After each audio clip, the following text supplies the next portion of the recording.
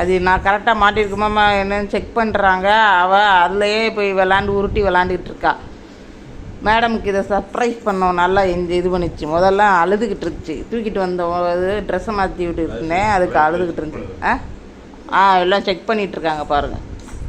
குதிக்குது பார்த்தீங்களா? முன்னாடி பின்னாடி தள்ளி விளையாடுது. உட்காந்து விளாடணும். மேலே உட்காந்து தள்ளணும், மிதிக்கணும். நீ என்ன முன்னாடி போய் தள்ளிக்கிட்டு இருக்க? இப்போ தான் ஃபஸ்ட் டைம் வாங்கியிருக்கோம். அதனால் மேடம் இதை மாட்டினோடனேயும் உட்காந்து ஓட்டுறாங்களா இல்லையான்னு தெரியாது.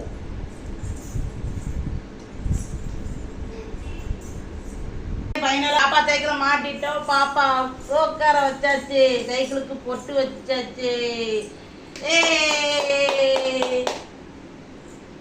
சூப்பர். பாப்பா இங்க கலவிக்கா.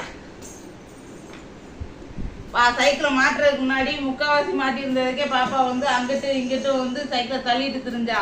இப்போ பாருங்க, என் வீட்டுக்காரர் வண்டியில் போனால் கரெக்டாக இங்கே கை வச்சுக்கிட்டு நல்லா தீர்க்கிறதுக்கு ட்ரை பண்ணுவாங்க மேடம். இதில் காலை வச்சு மிதிக்கணும். மிதிங்க மிதிங்க.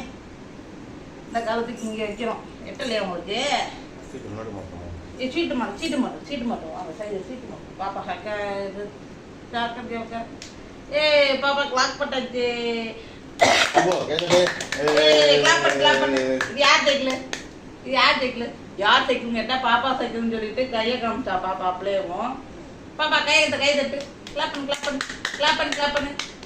பண்ணு. பாப்பாக்கு பாரு இப்படி செய்.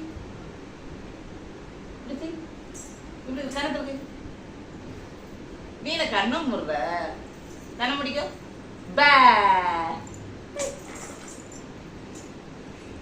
இவருக்கு இங்க கால் வைக்கதான் கரெக்டா இருக்கு. இப்போ இன்னும் கொஞ்ச நேரம் ஆகும் சைக்கிளை ஓட்டுறதுக்கு. பாப்பா மையா எடுத்துருமையா லாக்கா.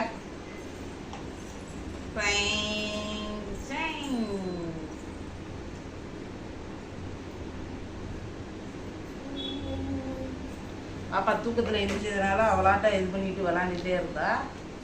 பாருங்க ஆமா, இதை தள்ளி விடுறேன். நீ வீடு பாப்பாவை இப்படி தள்ளி போறதுக்கு அந்த ஹேண்டு இப்போதைக்கு பாப்பாவால் அழுத்த முடியாதுல்ல, மிதிக்க முடியாது. அதனால நான் இவ்வளோ தள்ளி போறேன். சிரிக்கிறா